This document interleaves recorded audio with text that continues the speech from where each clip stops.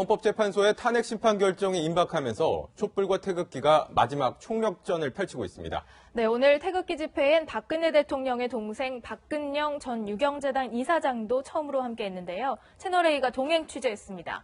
정치부 김성진 기자, 사회부 신아람 기자와 자세히 알아보겠습니다. 어서 오세요. 안녕하십니까. 예, 신 기자, 우선 오늘 박근영 총재가 태극기 집회에 참석을 했는데 현장 분위기 좀 소개해 주시죠. 네, 일단 그 박근혜 대통령의 여동생인 박근영 이사장이 태극기 집회에 참석한 건 오늘이 처음인데요. 네. 일단 남편이 신동욱 공화당 총재와 함께 집에서 준비한 태극기, 또 태극기가 달린 옷을 입고 행진에 참가했습니다. 네. 그런데 이제 그 청계 광장, 또 무교동 사거리 쪽에서 합류를 해서 을지로 입구 쪽, 그리고 대안문 쪽으로 돌아가는 행진에 함께 참석을 했는데. 집회 참가자들과 함께 저렇게 행진을 했군요. 예, 그렇습니다. 그 행진 앞부분에는 해병대 복장의 그 집회 참가자들이 눈길을 끌었는데요. 네. 호루라기를 불고 하면서 마치 그 박근영 이사장의 경호원처럼 옆에서 근접하면서 수행하는 모습도 보였습니다. 그리고 또 행진의 후반부에는 또 박근영 이사장이 직접 차량에 탑승을 해서 탄핵 무효를 함께 외치고 또 집회 참가자들과 악수를 나누기도 하고 눈시울을 붉히기도 했는데요. 네. 또 이런 모습이 마치 과거에 박 대통령이 또 선거 유세 차량에 올라가서 시민들에게 지지를 호소하던 모습과 좀 데자부 같은 그런 모습을 보였습니다. 유사하다. 예. 네. 역시 피는 물보다 진할 수밖에 없는데 역시 언니의 억울함을 좀 주장하던가요? 예, 그렇습니다. 솔직히 사이가 좋은 자매로는 알려지진 않았지만 네. 헌재의 탄핵 심판 선고를 앞두고 직접 언니의 무죄와 또 억울함을 주장했는데요. 네. 박근영 이사장이 저희 채널A와 사전 인터뷰도 진행하고 또 오늘 그 집회도 같이 동행해서 취재를 했는데 그 목소리 함께 들어보시겠습니다. 네. 탄핵 소추를 당할 만한 그런 중대한 헌법 위반이 없었다는 거죠. 이 태극기에 한 사람 한 사람 마음이 우리 지엄하신 재판장님들께 닿았으면 좋겠습니다. 하루는 속일 수 있고 한 달은 속일 수 있고 1년은 속일 수 있어도 액팅 퍼스트 레이드를 하신 기간이 거의 뭐 아버지 돌아가시기 직전까지였으니까 한 3, 40년 됐는데 국민들께서도 지켜보셨고 네, 목소리 들어보셨는데요. 일단 그 탄핵 심판 요건이 13가지나 적시되어 있는데 또 이것이 또 헌법에 위배되는 중대한 요소가 없다는 게 바로 박근영 이사장의 주장인데 이건 또 대통령 변호인단의 주장과 또 일치하는 부분입니다. 그러니까 또 최순실 씨에게 이제 박근혜 대통령이 속았다. 사람이니까 속을 수 있다라고 두둔하는 표현도 썼고요. 또 이런 일련의 과정들이 또 정책 집행 과정에서 불거진 일로서 통치 행위로 봐달라는 그런 주장도 했습니다. 또 이런 표현을 했습니다. 설거지를 하다가 그릇을 깰 수도 있지만 그렇다고 사형을 시키는 건 아니다라는 표현인데요. 이걸 돌려서 말하면 설거지를 했기 때문에 그릇도 깨질 수 있다. 그런 주장입니다. 그러면서 최순실 국정농단이 벌어진 최근 1, 2년만 보지 말고 30년 넘게 국민들이 지켜본 박 대통령을 믿어달라 이런 식으로 설명을 했습니다. 네, 이번에는 김성진 기자, 오늘 박근영 총재가 태극기 집회 처음 나왔는데 이 탄핵 심판 결정이 임박한 시점이란 말이에요. 네. 이 시점에 참석을 했다는 것 어떤 목적이 있을 것 같은데요. 네, 그렇습니다. 지금까지 계속 태극기 집회가 열렸지만 박근영 총재는 한 번도 태극기 집회에 참석한 적이 없습니다. 본인 말로는 오히려 가족이기 때문에 더 조심스러웠다 그렇게 얘기를 하고 있습니다. 10번 잘해도 한 번 잘못하면 바로 뭐 표적으로 공역을 치르기 때문에 조심할 수밖에 없었는데 이번이 사실상의 탄핵 심판 판결 전에 마지막 집회가 될 것이다. 그런 주변에 얘기가 있었고 많은 요청이 있어서 이번에 큰맘 먹고 이번에 마지막이 이렇게 되셨기 때문에 나와서 좀 호소를 하기 위해서 직접 고리에 나섰다. 이렇게 얘기를 태극기 지지층에게 호소를 하기 위해서. 네, 그렇습니다.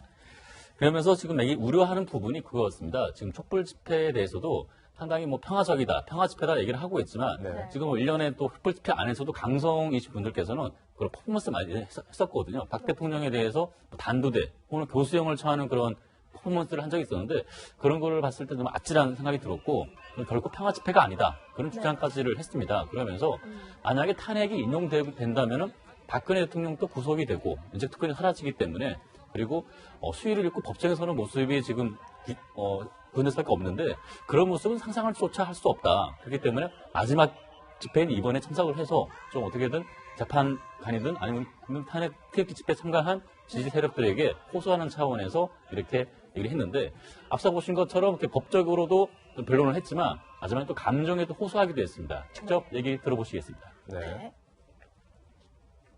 VIP께서 여러 번 사과도 하시고 여러 가지 말씀을 하셨지 않습니까? 그거와 저는 가족이기 때문에 그 마음을 진정으로 받아들여 주시기만을 바랄 뿐입니다. 차에 오르시자마자 눈물을 보이셨는데 네. 어떤 감정에서 눈물이 보였어요? 감정이 이렇게 대통령 잘 돼야지. 감사합니다. 네, 지금 전해드리는 이런 주장들은 사실 박근영 총재의 일방적인 주장을 저희가 좀 보도를 해드리고 있는데요. 박근영 총재도 언니인 박 대통령과 5년 넘게 연락을 못했다 이런 얘기들을 하는데 근황을 좀 들으신 게 있습니까?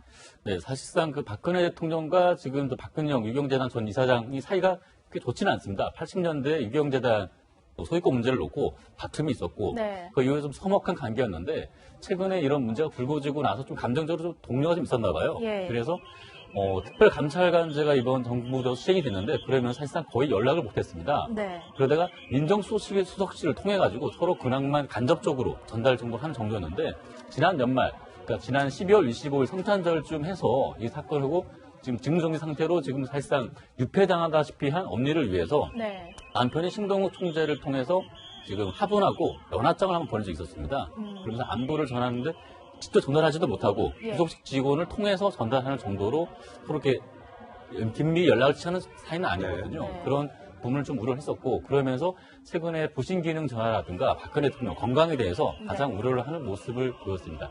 그러면서 만약에 이번에 헌재에서 탄핵이 기각된다거나 각하돼서 박 대통령이 명예로운 퇴임을 한다면은 가능하다면 다른 전임 대통령처럼 좀 사회 봉사활동을 하는 그런 모습을 보셨으면 좋겠다 그런 얘기를 하면서 네. 교육과 역사에 대한 사회활동 봉사를 좀 희망하기도 했습니다. 그러면서 지금 특히 역사 부분을 많이 강조를 했었는데 지금 박근혜 대통령도 역사 바로 세우기 이걸 추진하다가 이번 일을 당했다 뭐 그런 주장도 같이 하기도 했습니다. 네.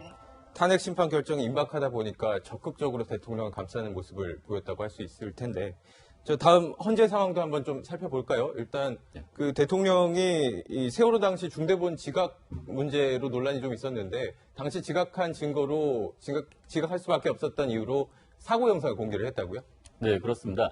사실상 이 발언은 지난 1월 12일에 지금 이영선 행정관이 헌재에서 진술한 내용이었습니다. 네. 그 당시에 본인이 직접 들은 건 아니지만 당시 수행원들이 교통사고, 그러니까 특정 미상의 그 차량이 고의 앞서 저희 보도에서 보셨다시피 이렇게 좀 고의 돌진이다 보기엔 좀 의심스러운 부분이 많거든요. 그러다 보니까 대리인단이 말을 또 바꿨습니다. 고의 돌진이 아니라 지금 불법 주차된 차량을 좀 정리하는 과정에서 이어진 일이라 하다 보니까 오히려 실효성이 많이 떨어지는 부분이 있거든요. 네. 그리고 사실상 이 경호 요건상 만약에 그 대통령이 지나가는 길 옆에 정체불명의 차량이 있다면 폭파물일 수도 있고 하기 때문에 물론 차량을 치우는 과정은 필요로 합니다. 네. 하지만 2시간 15분 정도 늦었다는 것은 좀 납득하기 어려운 부분이 있기 때문에 그리고 중간에 변호인단이 말을 바꿨다는 점에서 이 증거 영상이 실제로 채택될 가능성에 대해서 좀 의문이 있고요. 그리고 청해도 없었고 청사도 없었기 때문에 그리고 영상 자체에도 네. 정확한 휴대폰으로 찍은 영상인데 네, 네. 해당 날짜나 시각이 없습니다. 그러다 보니까 이 증거 제출 능력에는 좀 의문이 제기되고 있다. 이렇게 보고 있습니다. 알겠습니다. 네, 두 분 말씀 여기까지 듣겠습니다. 고맙습니다.